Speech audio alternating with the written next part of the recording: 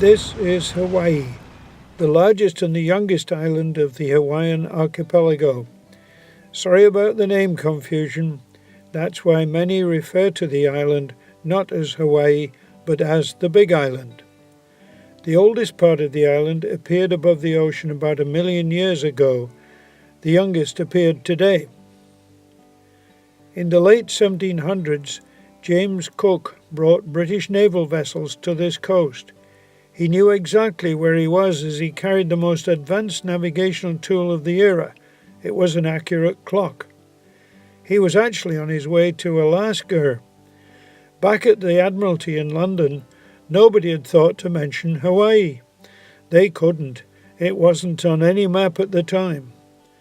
Cook walked right into a previously unknown Stone Age culture and was immediately accepted as a god, based mostly on his ability to violate the religious prohibitions of the Hawaiians and survive totally unscathed.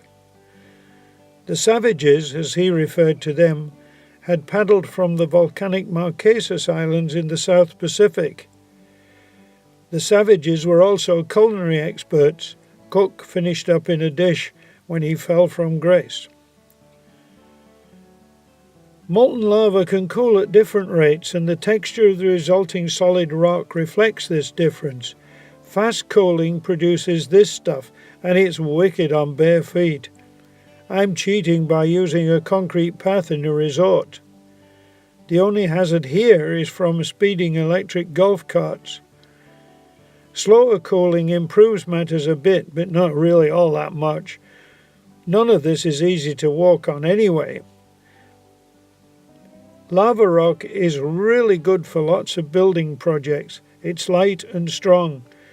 These walls are beautiful. However, one attribute hardly gets lava off the hook. It must be terrible stuff to have to live with all the time. The Hawaiian royals got fabulous modern digs on the Big Island only 60 years after Cook showed up.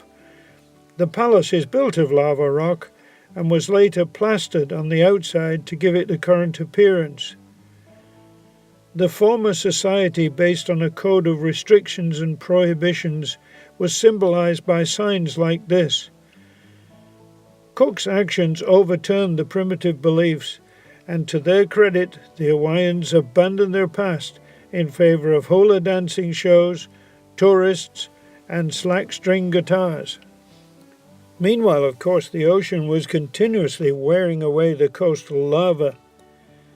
The Pacific Ocean rarely lives up to its name, so erosion is fast. A stream of modern invasions was underway, and nothing here would ever be the same again.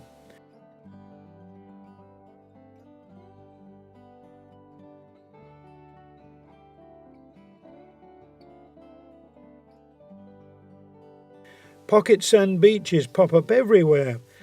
The sand at this one sometimes gets washed away, but it always comes back. So the nickname of Magic Sands has stuck among the surfing and the boogie boarding crowd. Residents and visitors gather every evening on the west coast to watch the tropical sunset. Oh, I forgot to mention that somewhere along the way, the Mai Tai had been invented to go with sunsets. Coral reefs contribute to taming the lava. The calcite skeleton is ground up by wave action to produce a sand-like particle which easily blows all over the place and actually helps the formation of soil. The coral beaches are superbly attractive, as everyone knows. That's Maui in the distance. The beach is at the Four Seasons Resort in Waikoloa. All the coast is public in Hawaii, and the posh resorts have to provide facilities for the public, so the enjoyment of this totally fantastic place is for everyone. Huge amounts of sand and ground-up coral get deposited all over some of the paths and patios of this resort. Even if human activity had not covered the lava, it seems that nature would soon have done so anyway. This is a tropical paradise for sure. Some folks always want more and enjoy paying for it big time. Indiana Jones fans get their fix here at the Hilton Resort, just north of the Four Seasons.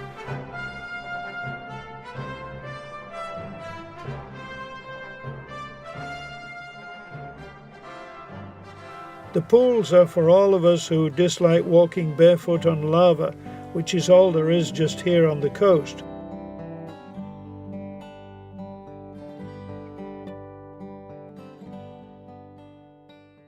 They also brought dolphins to an artificial lagoon to entertain visitors, but not everyone is comfortable with this idea.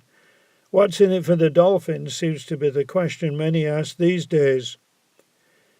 This sort of kids' entertainment is, of course, totally acceptable. I wish they'd let grown-ups onto the slide.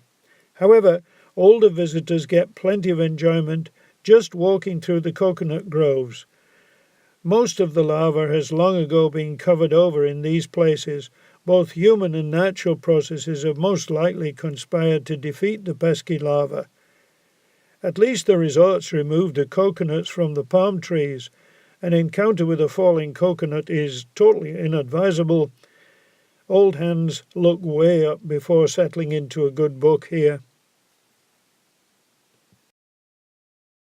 A new enemy of lava has sprung up to reshape the landscape of the island. This is golf. A large number of courses were built in the latter half of the last century. They are beautifully manicured, but golf is not as popular as it once was. Who knows what will happen if this revenue stream dries up at the resorts? We're here in December. Santa arriving by boat seems appropriate considering the island location.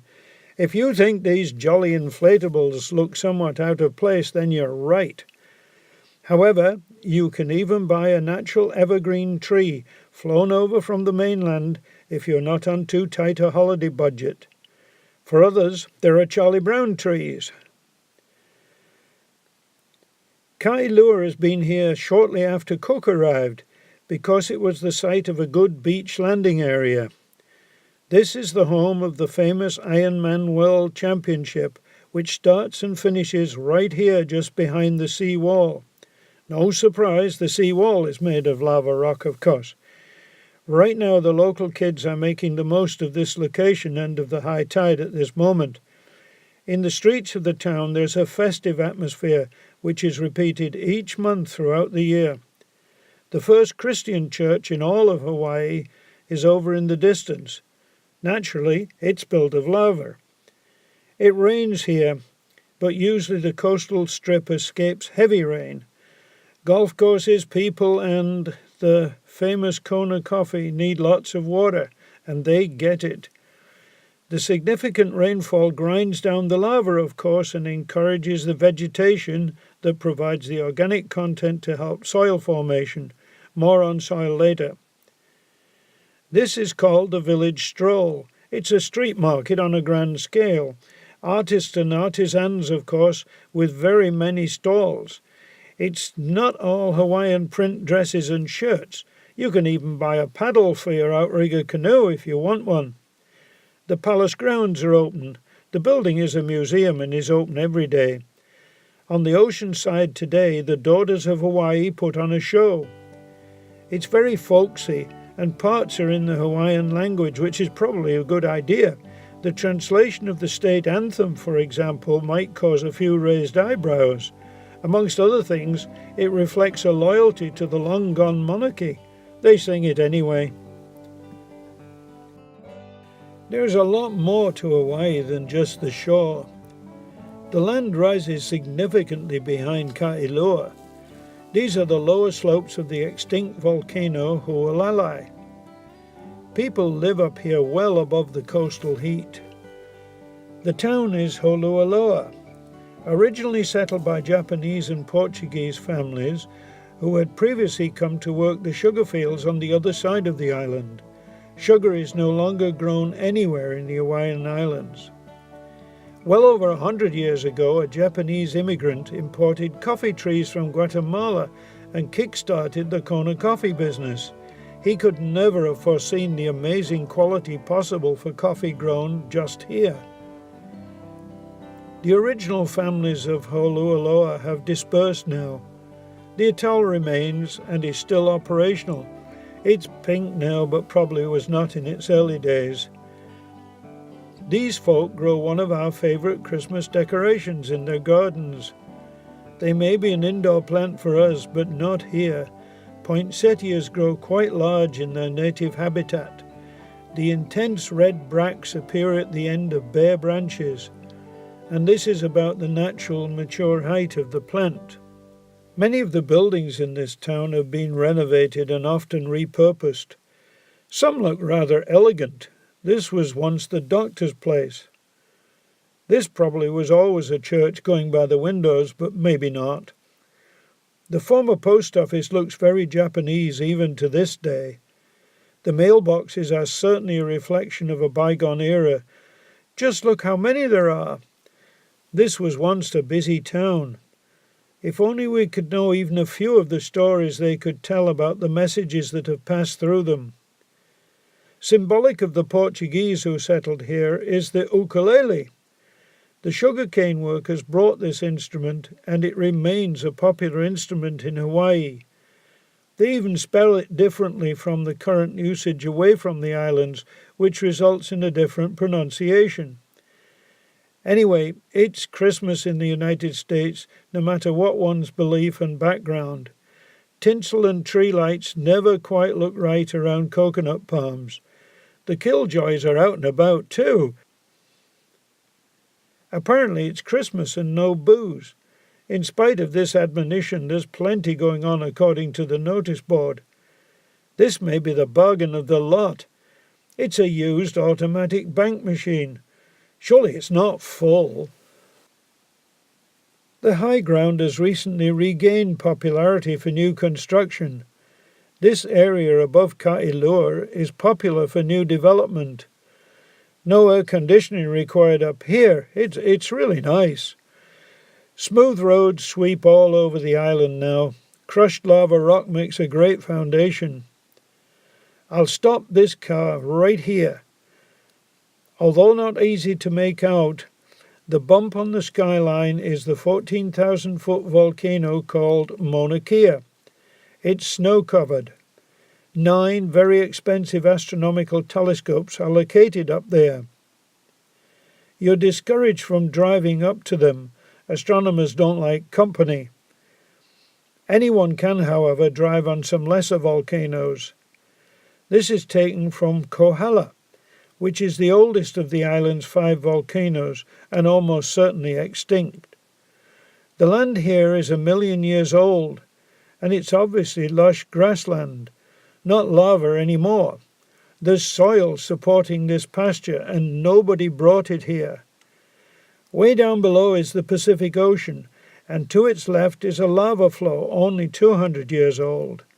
This has come in handy for the airport at Kailua. You don't need a bird scarer at an airfield built on lava. Anyway, back to Kohala. This is Big Sky country. It's mostly ranch land with few settlements. The main town is Waimea, where the astronomers live. Waimea is a pleasant upland town with out-of-state plates. The latter are a rare commodity on Hawaii, but astronomers come from everywhere. The town centre shopping plaza has a wonderful frieze in the food court. It depicts ranching activities. Those are cowboys, but locally referred to as Paniolo. They came from Mexico. Espanol? Paniolo, get it? Most are gone now. It's all memories here. Look in the stores, for example. These are hobby horses, as they used to be called. The plush toy head is on a stick which kids pretend to ride. This kit is for drawing horses. Beware any father who buys one for a daughter. Young girls easily become addicted to horses. And finally, aimed at boys, I suppose, this is clearly for transporting horses. The spin-off purpose of the toy may be to teach the skills of backing up a trailer. Grown-ups get a choice of headgear in a variety of styles based on a Western theme. However, the real story is represented in a tree ornament. It's all about cattle, and not quite the one on the tree. This is grass-fed beef country, and has been for a long time.